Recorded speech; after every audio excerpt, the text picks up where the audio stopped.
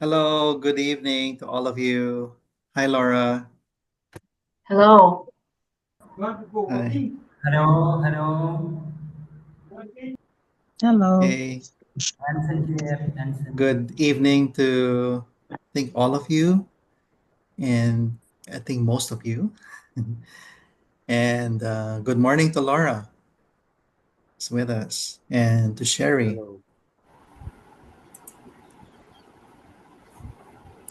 So, guys, finally, we are now able to resume our program. So, as you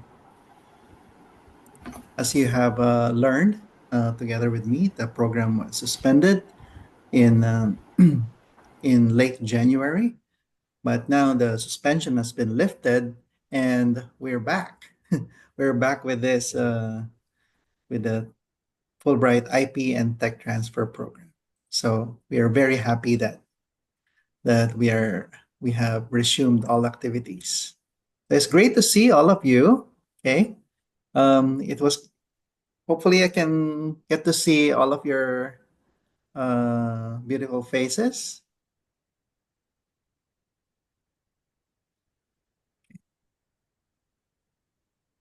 Okay, so we're recording.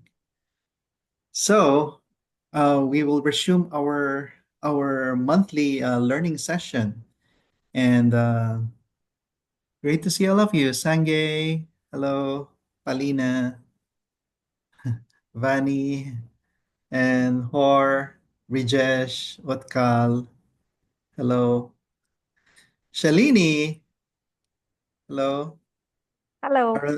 Harun, Dulini, and who else? Hi. Hi, Katie. Hi, Vlad. How are you? Hello, Miha, and Amali. Great to see all of you. And we have with us from FU Fulbright University, Vietnam, USA, we have Sherry. And from the US Department of State, we have Katie. Okay, you have all met Katie before here in Ho Chi Minh City. Okay, so great. Great to see all of you. And we have Anson and Priscilla. Yes, And who I'm Sanjeev else? and Sanjeev. Okay. Okay, who else? So, as we resume our activities, we're still in the middle of being reviewed by the U.S. Department of State, and the review will end in April 24. Okay, so we will publicize all the programs activities after April 24. Okay, so please do not post anything yet on social media regarding this program because we're still in the middle of a review, but we are happy to resume these activities. Okay? Okay. So, our guest for tonight, okay, you have all met Laura. Hi, Laura. Is it warm already in Louisville? I just planted my spring flowers Oh, and we had our first really bad storm last night. Tornadoes oh, came through. a But tornado, I heard about not a winter storm. not a winter storm, a spring type of storm called a tornado. Oh, okay. But not too much damage, just some trees and some garages Mhm. and cars were hurt, but not people. And I was just so sorry to hear about the horrible earthquakes Yeah, that you all suffered earthquake. just this past Friday. Yeah, It was in very, Thailand very, and uh, Myanmar. I was just very worried about you all. Yeah, we even felt it here in Vietnam, just a slight shake. But one of our participants, Moon from Myanmar, is not will not be able to join us because he is in the emergency response. Okay, we're still reeling from this huge earthquake in Myanmar. Okay, so We will have more chat later after the talk by Laura. And so I will, um, no need to introduce Laura. We already know her. But we'd like to welcome Laura as she talks more about invention disclosure. So the part one, we already have it last January. And now we are now in part two. Okay, take it away, Laura. Okay. Well, I thought for today it might be interesting to work through an example together.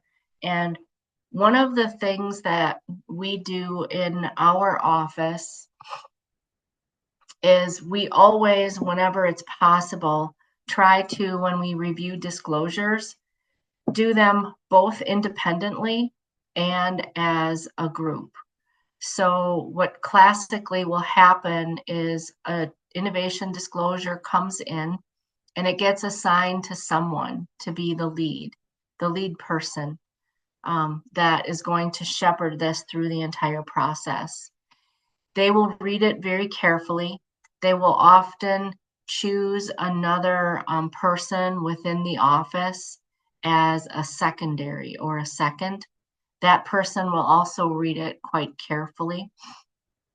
And then oftentimes they will discuss it between two people. Like a two heads is better than one in analyzing the disclosure. They will fill out the innovation readiness level form, and then they will present the disclosure to a larger team. And we have team meetings of about 12 people, and they present it typically in a fairly compressed format. They get 10 or 15 minutes per technology. They give us some basics on the background. They give us their recommendation, and they share with us their struggles. Like, what about the disclosure didn't they understand? What information do they know was missing that they wish they had? Are there particular partners that they think might be relevant to the technology, but they don't have access to them? So they try to use the team not so much to inform the team about the disclosure, but to ask the broader team for help where that help is needed. So I'm going to share my screen and walk you through a disclosure that we just received.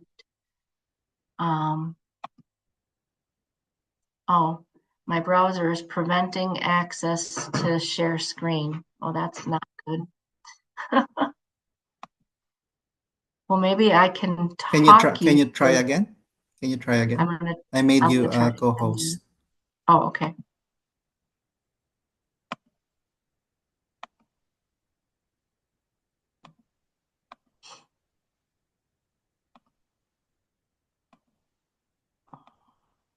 Okay, Can you see it great. now? Yeah, like we can see it now. Okay. Okay. I'm just gonna make it a little bit bigger. Okay.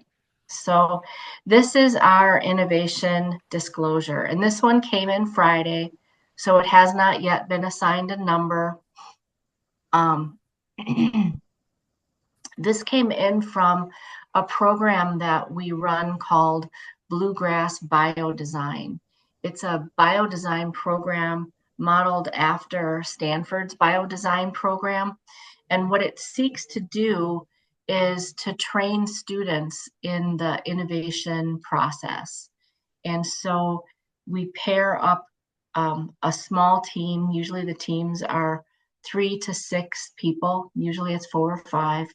Um, and it's approximately one half medical students and one half engineering students. So it's entirely a student-led project. And the medical students talk with the engineering students about clinical needs that they have for which there are not solutions. And they work on what a solution might look like, how it might be designed from an engineering perspective, how it might be sold, what is the size of the market. They do all of these things and present in presented in sort of a capstone-like project format. And we went to their final presentations. It's a 9-month program in total. They spend about a third of the time looking at what they want to design, and then another third of the time doing the design, and then they're supposed to spend about a third of the time envisioning the business or the commercialization side of that whole process. But classically, they don't get to that final stage, and that's where I think a lot of teams and a lot of technology transfer struggles. So I've redacted part of this it's just one key thing, just because I don't have confidentiality agreements with you all. But this is an innovation that is supposed to help hydrocephalus. The Brits call it hydrocephalus. So whether you call it cephalus or cephalus, it means water on the brain. And this condition happens fairly commonly as a result of a birth defect. It's often seen in children with spina bifida, and they're either born with hydrocephalus or they develop it very soon after their spine gets closed because of the malformation in the spine and the way so much fluid is produced. And it causes a lot of pressure buildup in the brain. And that pressure is very dangerous. It can cause brain damage, all kinds of other symptoms, but brain damage is the worst of them. And so what they do to manage that is they put in a shunt. It's a small valve that allows the fluid to drain out of the brain, but nothing like bacteria or other things to go back up into the brain. So it's a one-way valve that helps to preserve the very sterile, very clean environment of the brain. But these shunts are placed, once they're placed, they stay in a patient for a very long time. And they tend to clog up or fail. And when they fail, the patients can get very sick. It's a very emergent kind of a thing. They need to get their shunts either surgically cleared or replaced.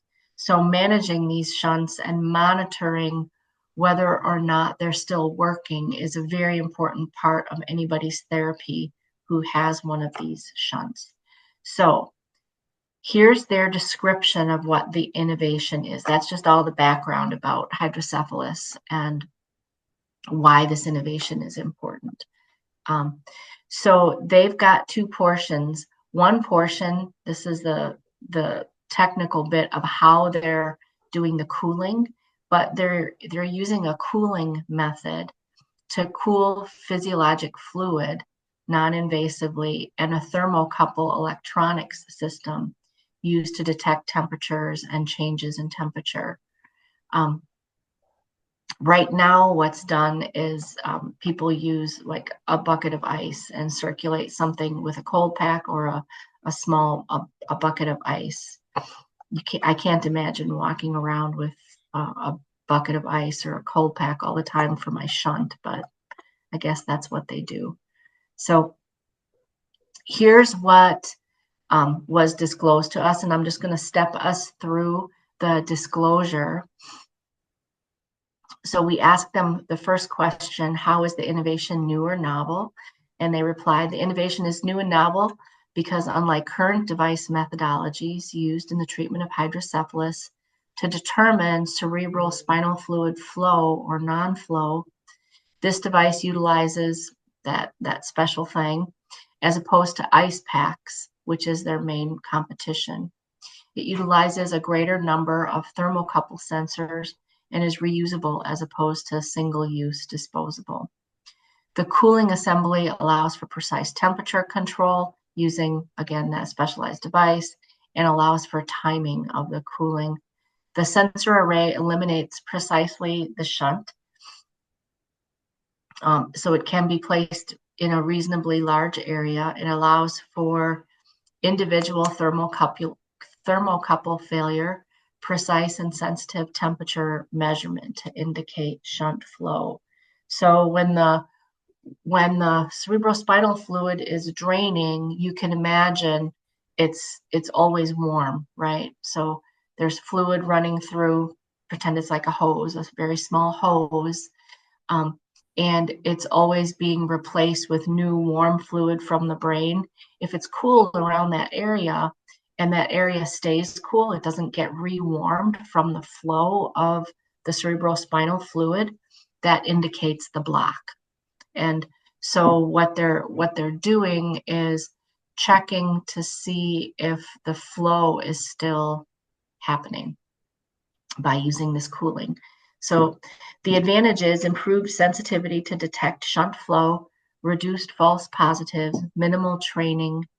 The software, though they also have software, can be programmed to cool and precisely measure rise in temperatures in the thermocouple, as well as timing of the test.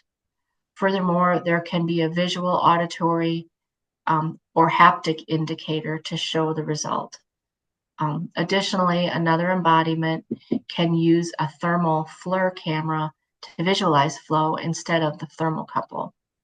Another embodiment can couple the cooling method with a thermocouple to measure the temperature of the cooling.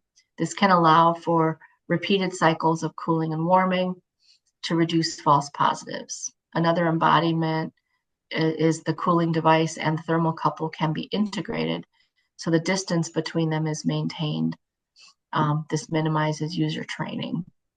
How is it useful? It's useful because it provides a non-invasive, real-time, accurate method for detecting CSF flow in ventriculoperitoneal shunts, addressing a critical gap in hydrocephalus management. Unlike current methods that rely on costly imaging, invasive procedures, or unreliable alternatives, Shunt Sense, they've already named it, allows clinicians, patients, and caregivers to quickly and effectively assess shunt function without radiation exposure or hospitalization. Shunt Sense serves an important purpose by enabling early detection of shunt malfunctions, which can prevent life-threatening complications, reduce unnecessary surgeries, and lower healthcare costs. By making shunt assessment more accessible, particularly for kids who require frequent monitoring, it improves outcomes and quality of life. In short, Shunt Sense is useful because it works, provides a vital diagnostic function, fills an unmet need in the management of hydrocephalus. Then we asked them how it's not obvious, and they said the innovation is not obvious by its nature of utilizing this particular kind of cooling assembly in conjunction with the thermocouple assembly to detect the flow of fluids non-invasively via thermal dilution. In addition, it's not obvious as a reusable medical device compared to available single-use options. The device can be designed to have a reusable thermocouple with a sleeve similar to thermometers. Additional embodiment can use this FLIR camera. I'm sorry, I don't know what FLIR means yet. I didn't get a chance to look it up. To visualize flow instead of the thermocouple. The advantage is improved.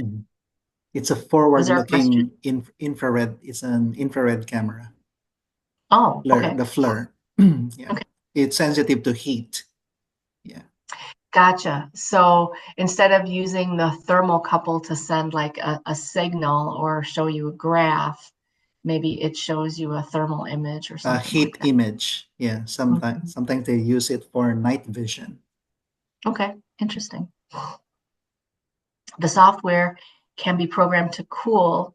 So what it sounds like to me, what happens when they're assessing whether or not the shunt is flowing or not is first they cool the area and then they sense whether or not that cooling is like stagnant or it's being thermally diluted with warm body temperature fluid from the shunt operating. So furthermore, there can be a visual, auditory, or haptic indicator to show the result. Additionally, another embodiment can use a thermal FLIR camera to visualize flow instead of the thermocouple. They can also couple the cooling with a thermocouple to measure the temperature of the cooling. This can allow for repeated cycles of cooling and warming up to increase the number of measurements with a single application to improve sensitivity and reduce false positives. So basically, it sounds like they've created a mechanism or a method to more precisely cool, and then to measure via these thermal couples the shunt actually working or not. Okay. This is a section that they didn't fill out because this is for copyright. And that's normal because this isn't a copyright. Although we might ask them to fill this out for the software part of the application, which might be just as useful as the entire shunt sense piece. So we asked them if they had a public disclosure. They said no. They said yes, here there's a future planned public disclosure, but they didn't give us any information about it. This is pretty common where we get these disclosures in and they're incomplete in some way, shape, or form. So it would be an area that we would put then. I usually highlight it. So I put it in, whoops, that was the wrong highlight. It's this one. I put it in yellow so that when I send this back to them, I say, could you address the areas in yellow, please? So right now, the stage of the development is that the innovation is at prototyping and experimentation. The prototype has been designed, built, and tested. Further design iterations and proof of concept experiments are planned. So here I would probably have a question here about experimentation, and I would maybe make a comment here. And I would say, what experiments have been performed? Question mark. Are there animal models, or can this easily be done in humans if the device is external to the body? Question mark. So as you know, the regulatory pathway is an important consideration for all of these kinds of innovations. And so we need to understand what is the actual regulatory component of this. So, all right. So we asked about MTAs. They said no. We asked if there were reports for funding agencies. And we need to get this answer out of them.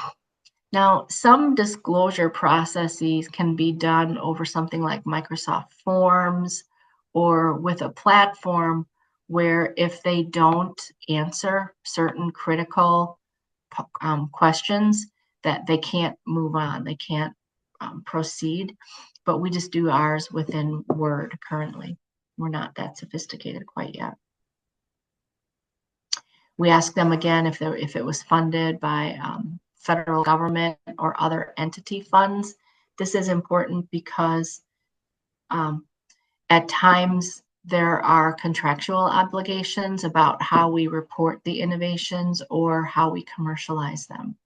So we need to understand and read those contracts to see if there are those considerations.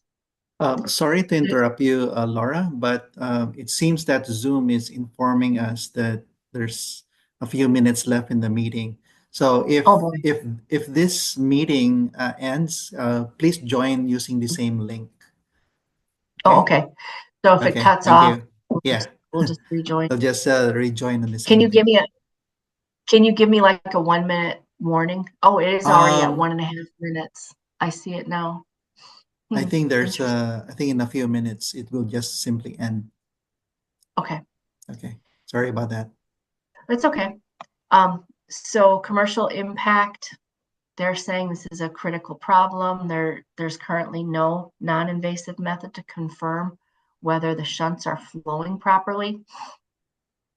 So what I want to understand here is non-invasive method. Like, what does that mean? How is this new device non-invasive? The shunts inside the body, are there wires that hang out then? Is this something that gets permanently implanted once and then you leave it? And then you can hook up leads or somehow sense the thermocouple data. I'd like just to see like a picture of what that means, because this is going to be important to the regulatory path, if it really is non-invasive or not, or if it's implantable. Okay, so right now they're using CT scans, MRIs, and shunt taps where they'll actually like open